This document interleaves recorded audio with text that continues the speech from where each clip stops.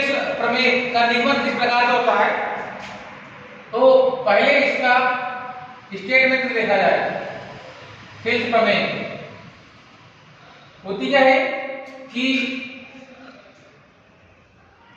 किसी त्रिभुज की एक भुजा के समांतर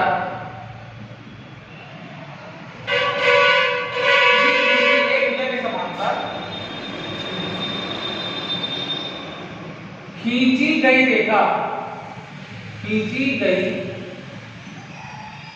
रेखा अन्य दो भुजाओं को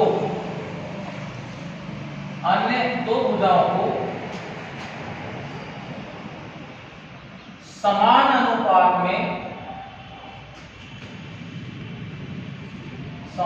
अनुपात में काटती है। बेटा इसी प्रमेय को हम आधारभूत अनुपातिकता प्रमेय के नाम से भी जानते हैं। अब प्रमेय एक ऐसा कथन ज्यामिति का जिसको सिद्ध किया जा सकता है। अब हम देखेंगे इसको सिद्ध करके बता रहा हूं कि किस तरह से यह इसका निगमन किया जाएगा। तो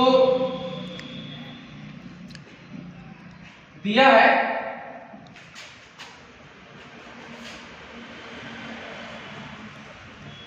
अपने पास एक त्रिभुज ABC है,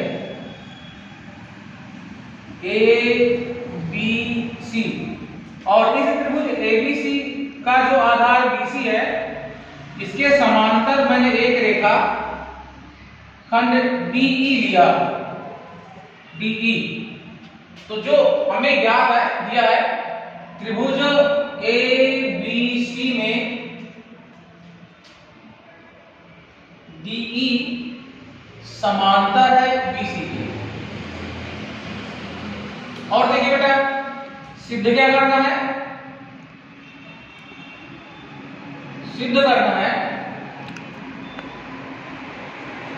क्या है कि त्रिभुज ABC में मैंने DE भुजा आधार BC के समांतर लिया, तो यह बिंदु D AB को दो भागों में AD और BD तथा बिंदु E AC के दो भागों में AD और EC में प्रतिच्छेद करती है। तो यह इन दो भागों का जो अनुपात समान होगा वो किस प्रकार से कि AD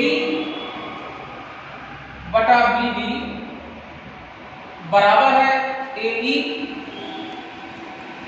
बटा EC के। ये हमें सिद्ध करना है। देखिए इसको सिद्ध करने के लिए रचना करनी होगी। रचना में देखिए हम त्रिभुज ADE है मेरे पास, तो त्रिभुज ADE में D से AE भुजा पर लंब मैंने ये M डाल दिया और शीर्ष E से AD भुजा पर लंब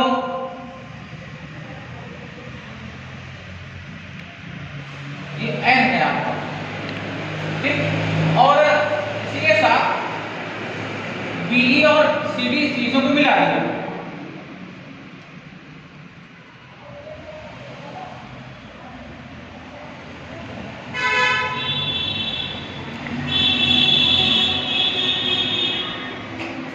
रचना हमने की बिंदु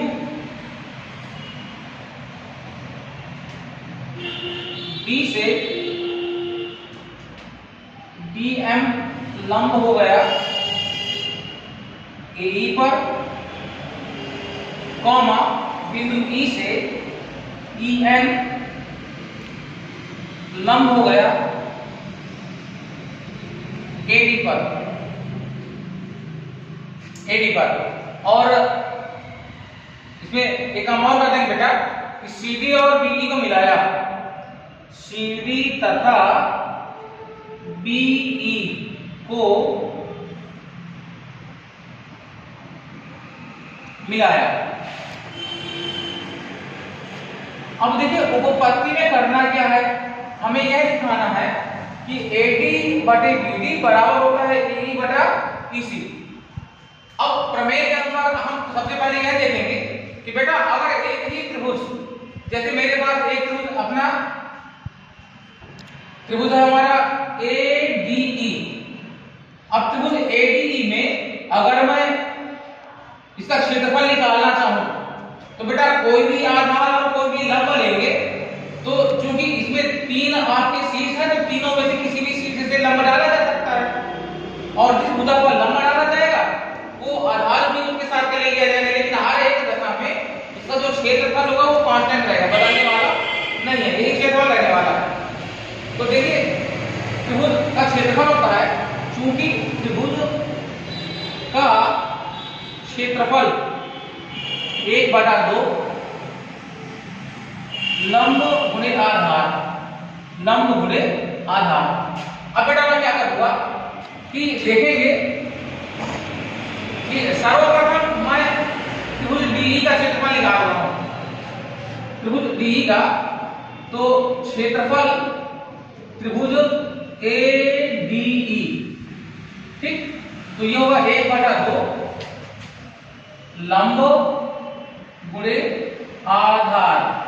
अच्छा अब देखेंगे कि जब मैंने त्रिभुज ADE चुना तो मैं सर्वप्रथम लंब DM ले रहा हूं, लंब DM। तो जब DM लंब होगा तो आधार AE हो जाएगा, ये निकलेगा आपका 1/2 लंब मेरा DM पूरे आधार है, उस आधार पर है AE आधार पर, AE आधार हो गया, ठीक। अब बेटा पुनः अगर मैं त्रिभुज ADE में पुनः शीर्ष E से लंब EN डाल दूं, आधार AD ले लूं, तो भी त्रिभुज ADE का क्षेत्रफल हो जाएगा पुनः लंब तथा आधार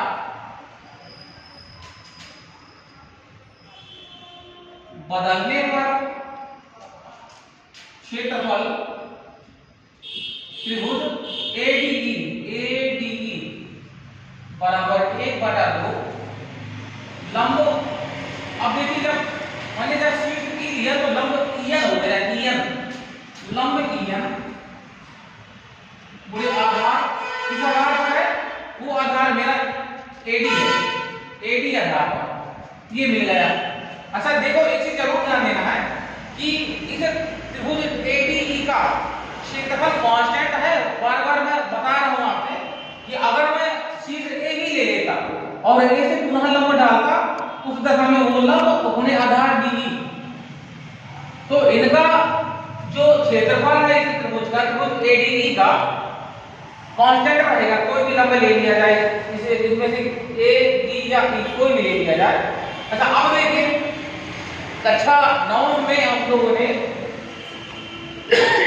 प्रमेय पढ़ी है, याद होगा सभी बच्चों को कि बेटा समान आधार और समान समांतर रेखा के बीच बने त्रिभुजों के क्षेत्रफल बराबर होते हैं। अब मेरे पास आधार ये है, मान लीजिए PQ आधार पर मैंने लिया और ये समांतर रेखा L हो गई, तो PQ आधार पर जो मेरे पास ये त्रिभुज बना इसका वही क्षेत्रफल होगा, इसका नाम बदल कर मैं और कुछ ये E है और ये F है, तो इसका देखो ये मैंने दिया पर रेखा समांतर वही समान आधार PQ के, बेटा समान आधार तथा समान समांतर रेखा के बीच बने त्रिभुजों के क्षेत्रफल बराबर होते हैं। तो PQ आधार पर समांतर रेखा EF है, तो एक त्रिभुज आपका PQF बना और दूसरा त्रिभुज अगर आपका ये PQ और E बना, तो इन दोनों त्रिभुजों के क्षेत्रफल समान होते हैं। ये प्रमेय है, एक नियम है। इस नियम का के आधार पर अगर मैं लिखूं तो DE रेखा समांतर है BC के, DE रेखा BC के समांतर है और इन समान आधार और समान समांतर रेखा के बीच हमारे पास दो त्रिभुज हैं। एक त्रिभुज तो हमारा BCD है, BCD, और दूसरा त्रिभुज है हमारा BCE है। अच्छा देखिए भाई मैं बताऊं कि ये समांतर क्यों होते हैं, थोड़ा इस पर भी चर्चा कर ली जाए तो आपको मालूम है कि अगर कोई भी दो रेखा समांतर है उनके बीच की दूरी हर बिंदु पर समान होती है। यानी दूरी बीच की एक मापक जो लंब आपका होता है वह ऊंचाई हर जगह बराबर होगी। तो जब मैं ये त्रिभुज लूंगा तो ये ऊंचाई हो जाएगी, और जब मैं ये यहाँ का त्रिभुज लूंगा तो ऊंचाई ये हो जाएगी। देखिए आधार तो वही है, लंब भी वही हो गया। इस वजह से ये दोनों त्रिभुजों के क्षेत्रफल आपस में समान हो जाते हैं। पुनः एक बार मैं बताऊं, प्रमेय होती है चूंकि समान आधार तथा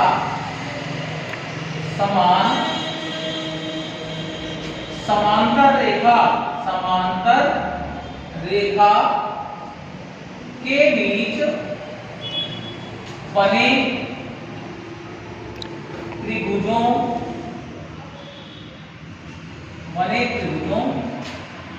के क्षेत्रफल समान होते हैं। अब देखिए मैंने क्यों कहा बेटा, क्योंकि BE रेखा BC के समांतर है। DE BC के समांतर है। अब आधार BC पर एक त्रिभुज आपका BCD बना है और आधार BC पर ही तथा समांतर रेखा DE के मध्य दूसरा त्रिभुज हमारा BCE बना है। तो यहां पर लिख देंगे अतः क्षेत्रफल त्रिभुज BCD बराबर क्षेत्रफल त्रिभुज क्या कर गया है? क्षेत्रफल त्रिभुज हो गया इसमें BCD हो गया, ये माने BCD, तो BCE ले लिया हमने। अच्छा अब देखिए भाई इन दोनों क्षेत्रफलों के लिए अब क्षेत्रफल का सूत्र लगाया गया है यहां से। तो BCD का क्षेत्रफल अब क्योंकि मैंने BCD लिया है यहां से, तो BCD पर अगर लंब देखें तो इस क्षेत्रफल के त्रिभुज का क्षेत्रफल निकालने के लिए लंब हम इसको ले लेंगे बेटा। BCD है BCD, तो यहां पर लंब ले लिया हमने। अच्छा एक चीज और देखिए भाई, ये जो इन दोनों समान विकर्णों का प्रतिच्छेद बिंदु है इसको O मान लिया हमने, इसको मान लिया O। तो बीच का जो त्रिभुज है आपका ध्यान से देखेंगे BDOE या EOD, ये त्रिभुज आपका ये वाला, ये त्रिभुज मैं इन समान क्षेत्रफल वाले त्रिभुज में जोड़ रहा हूं, हो जाएगा क्षेत्रफल त्रिभुज BCD और प्लस क्षेत्रफल त्रिभुज DOE। अब ये पुनः हो जाएगा बराबर क्षेत्रफल त्रिभुज BCD प्लस क्षेत्रफल त्रिभुज DOE। अच्छा अब देखिए बेटा कि क्योंकि दो समान क्षेत्रफल वाले त्रिभुजों में मैंने ये ले लिया बीच वाला, दोनों में जोड़ दिया, तो तब भी उस दशा में इनके क्षेत्रफल समान होंगे। लेकिन अगर इन त्रिभुजों में इस बीच वाले त्रिभुज का क्षेत्रफल जोड़ दिया जाए तो इनका स्वरूप बदल जाएगा। ये जो त्रिभुज है आपका यहां से, तो देखिए भाई यहां से अगर ये वाला त्रिभुज है, ये त्रिभुज तुम्हारा बना जाएगा इससे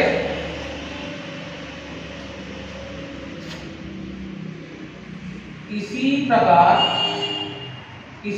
देखिए भाई, इसी प्रकार अभी मैंने क्या किया, आधार BC लिया था, आधार मैंने क्या लिया BC आधार लिया। अगर मैं आधार DE ले लूं, इसी प्रकार अगर मैं आधार क्या ले लूं DE ले लूं, तो त्रिभुज इसी प्रकार थोड़ा सा देखो, इसी प्रकार अगर आधार DE ले लूं तो ये हो जाएगा DEB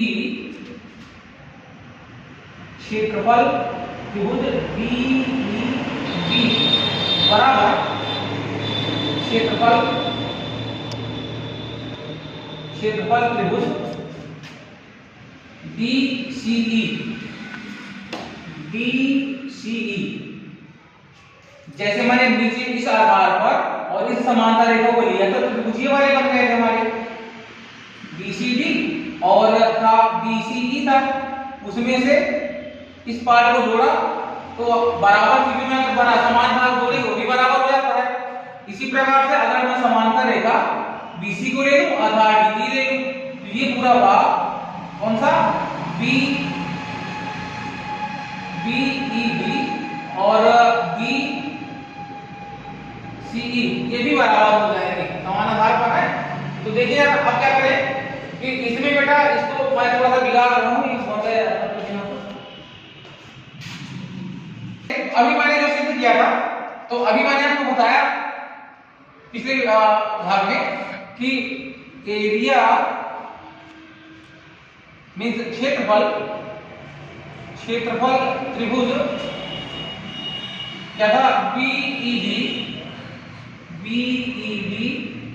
बराबर क्षेत्रफल त्रिभुज, यह है हमारा BCE। ये देखिए मैंने आपको समझाया है कि बेटा मैंने पहले ही बता दिया था कि समान आधार तथा समान समांतर रेखा के बीच बने त्रिभुजों के क्षेत्रफल बराबर होते हैं। तो दूसरी बार मैंने क्या किया, इस DE को आधार लिया और D के आधार लिया, D के आधार पर BC को समांतर रेखा लिया, तो इस आधार पर एक त्रिभुज आपका ये बन रहा है और दूसरा त्रिभुज आपका ये बन रहा है।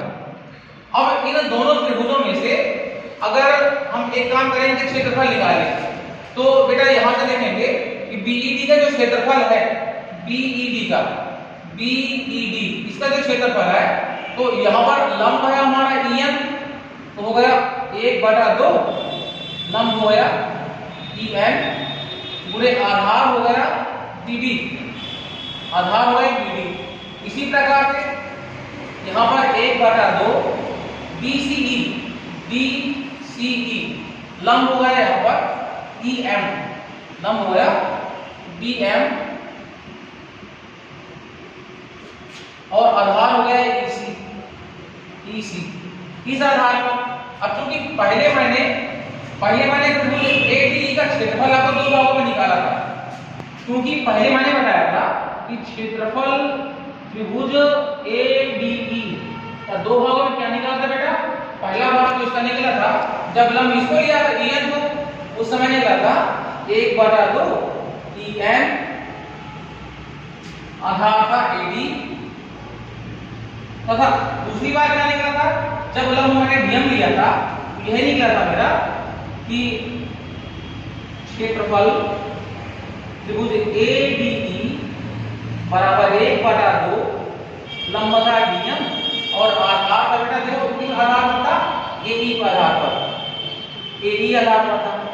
ठीक, अब क्या करें कि बराबर भागों में से अगर बराबर संख्या का डिवाइड कर दिया जाए तो आने वाला परिणाम वो भी बराबर हो जाएगा। कुछ इस प्रकार से कि यहां पर से ये भाग दोनों एक ही चीज को शो कर रहे हैं, तो ये हो जाएगा बेटा हमारा EN, देखो 1/2 EN इनटू आधार है AD, तो ये बराबर हो गया 1/2 DM, आधार हो गया AE। इसको मान लीजिए इक्वेशन फर्स्ट है, ये है आपका हमारा इक्वेशन सेकंड। ये इक्वेशन क्या हो गया, सेकंड हो गया। अब देखो बेटा समीकरण सेकंड ये डिवाइडेड हो जाता है समीकरण फर्स्ट से, तो समीकरण सेकंड हमारा 1/2 EN इनटू AD जो कि बराबर हो जाता है 1/2 DM इनटू AE के AE। ठीक, अब बेटा पहला समीकरण जो था वो दायां पक्ष के साथ, बायां पक्ष बाएं पक्ष के साथ, तो ये हो जाएगा हमारा 1/2 EN इनटू BD और ये बना मेरा 1/2 dm इंटू EC। तो बेटा जो भी कॉमन पार्ट है तो हट जाएगा, En से En हट जाएगा, 1/2 dm और dm। तो परिणाम मिला मुझे AD बटे BD बराबर AE बटा EC। यही भाग हमें सिद्ध करना था। हमें क्या सिद्ध करना था कि त्रिभुज की किसी भुजा के समांतर खींची गई रेखा अन्य दो भुजाओं को जिन बिंदुओं पर काटती है उनके अनुपात समान होते हैं। तो AE जो है AE और EC दो भाग हो गए, AD और BD भी दो भाग हो गए। अर्थात भुजा त्रिभुज ABC की भुजा AD पर बिंदु D AB को दो बराबर भागों में बांटता है, तो भागों में बांटता है, बराबर क्या नहीं होता। अब ये क्या है, जो AC है AC भुजा को भी दो भागों में बांट देते हैं। तो बेटा AD बटा BD AE बटा EC ये आपस में दो भाग, यही हमें सिद्ध करना था। अब देखिए इससे भी काफी परिणाम प्राप्त हो जाते हैं। बराबर गणित के नियम के अनुसार बराबर भागों में अगर कोई संख्या जोड़ दी जाए समान, तो प्राप्त परिणाम वो भी बराबर हो जाता है। देखेंगे कि यदि मैं दोनों पक्षों में एक जोड़ दूं, 1 प्लस AD बटा BD कर दिया जाए बराबर 1 प्लस AE बटा EC कर दिया जाए, तो इनका परिणाम हो जाएगा BB प्लस AD बटा BD बराबर यहाँ होगा EC प्लस AD बटा EC।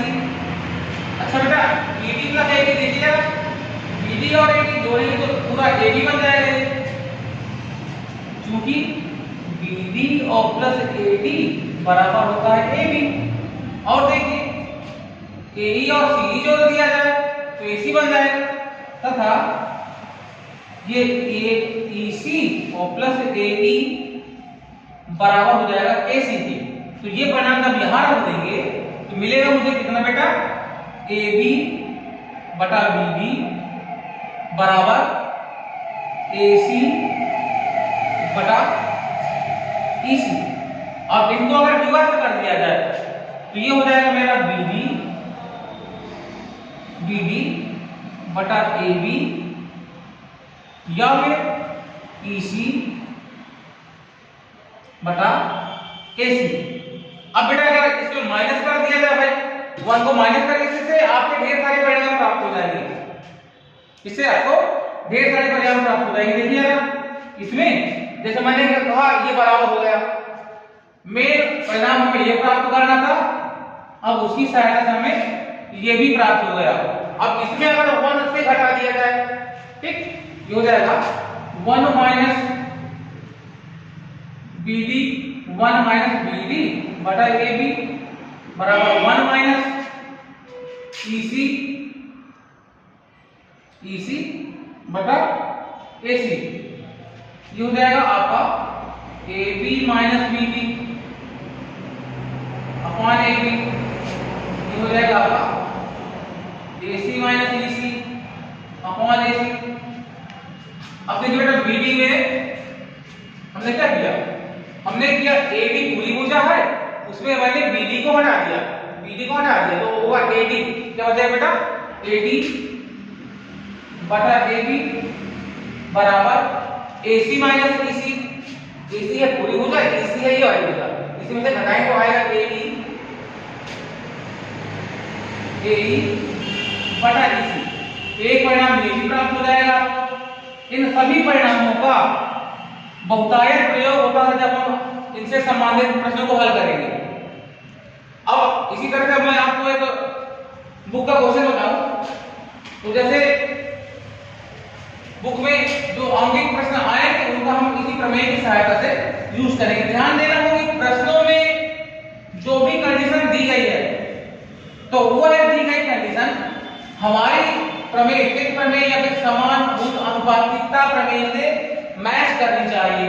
जैसे देखिए क्वेश्चन दिया है आपका, क्वेश्चन कुछ इस प्रकार से है कि दी गई आकृति में एक आकृति बनी है बेटा, आकृति कुछ ये इस प्रकार का एक समलंब चतुर्भुज बना है, दी गई आकृति में, ये आकृति दी है, इसमें नाम है आपका ए बी सी और डी, ABCD है, इसका विकर्ण AC ये दिया है और विकर्ण AC दिया है तथा EF जो है ये समांतर रेखा है भाई।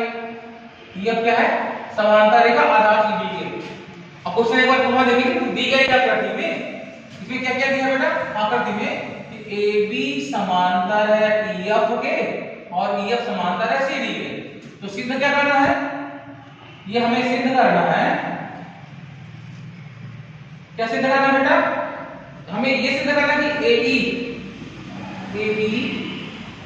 बटे ED बटे ED ये बराबर होता है किसके? BF बटे FC के। ठीक, अब देखिए इसको कैसे सॉल्व करेंगे हम लोग। एक चीज ये देखना बेटा कि हमारी प्रमेय क्या थी? प्रमेय थी हमारी त्रिभुज की किसी भुजा के समांतर खींची गई रेखा अन्य दो भुजाओं को समान अनुपात में बांटती है। तो अगर मैं त्रिभुज यहां से BCD लेता हूं, ABC लेता हूं, ये पॉइंट आपका O है, अगर त्रिभुज ABC लेता हूं तो इसमें AE रेखा समांतर है CD के। तो फिर प्रमेय का भाग यहां पर भी अप्लाई हो जाएगा। क्या बेटा? कि AD बटा ED बराबर AO बटा OC। जब मैं त्रिभुज ABC लेता हूं तो उपपत्ति में देखिए, उपपत्ति में कि त्रिभुज ADC में क्या है बेटा कि देखिए पूरी भुजा EF समांतर थी, तो पूरी भुजा देखो बेटा, अगर ये रेखा इसके समांतर दी गई रेखा है तो इस समांतर रेखा का जो भी भाग होगा वो उसके समांतर ही होगा। तो पूरी रेखा EF समांतर थी BC के, तो इस EF रेखा का जो खंडित भाग EO है वो भी इसके समांतर ही होगा। तो यहाँ पर दो समांतर रेखाएं जब त्रिभुज में मिल गई हमें तो फिर प्रमेय हम यहाँ पर लगा सकते हैं। तो ADC में EO समांतर है BC के। ठीक, तो थेल्स प्रमेय से हो जाएगा, थेल्स प्रमेयानुसार क्या होगा? थेल्स प्रमेय AE बटा ED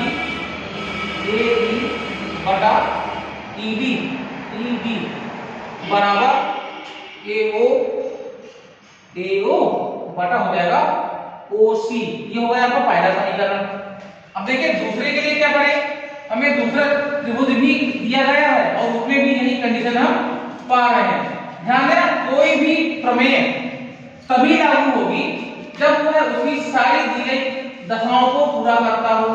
अब देखिएगा दूसरा जो त्रिभुज है मेरे पास, दूसरा त्रिभुज मेरे पास ACB में, त्रिभुज ACB में आधार AB, आधार मैंने AB लिया और AB आधार के समांतर OF हो गया,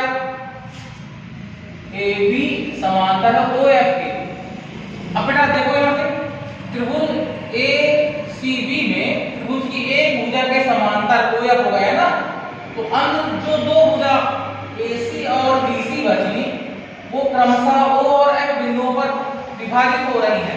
तो ये बनेगा हमारा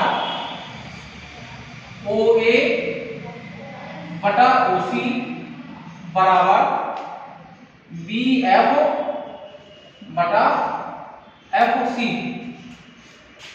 ठीक, इसमें भी देखें थेल्स प्रमेय के अनुसार,